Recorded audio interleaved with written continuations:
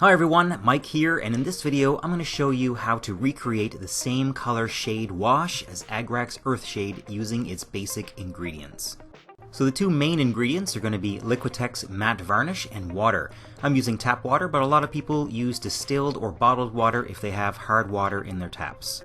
I also have Liquitex flow improver and two colors of ink, Carbon Black and Burnt Umber.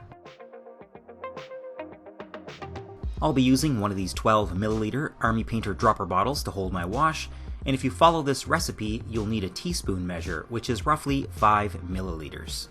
I'll post a full recipe for what I'm doing in the description. The first ingredient I'm adding is the matte varnish, and I'm using 1 teaspoon of this. I don't want to risk spilling this, so I'm siphoning it into the bottle with an eyedropper that I got at a pharmacy, and as you can see, I like to keep my tools clean and tidy.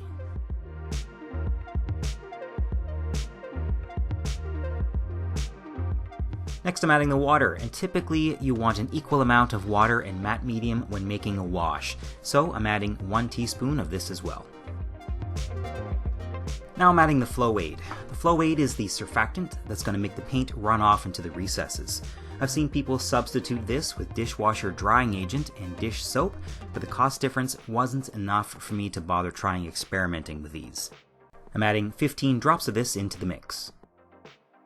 Now so far what we've created here is a wash medium. You can add any color ink you want to this to make a wash. Since the one I use the most is brown, I'll be adding brown and black ink. So next up is the Burnt Umber and Carbon Black. You're going to need both of these if you want the same color tone as Agrax Earthshade. After a bunch of trial and error, I figured that the best ratio of brown to black was 18 drops of Burnt Umber to 8 drops of Carbon Black. I go through a lot of brown wash when I'm painting or building terrain, so this is one I'll be making in bulk. Now you might be thinking, why would I buy all this stuff instead of just getting a bunch of Earthshade? Well, after doing the math, this wash is 25% the cost of Earthshade, and that's if you pay full price for the ingredients. I was able to find all of this stuff on sale, either in stores or online, so I'm only paying about 1/8 of the price. Now I want to do a couple tests with these, just to show you their similarities. The first is color and consistency. Here's the homemade wash, and here is the Earthshade. The homemade stuff is a little smokier looking, but the real test is how it will look on a model.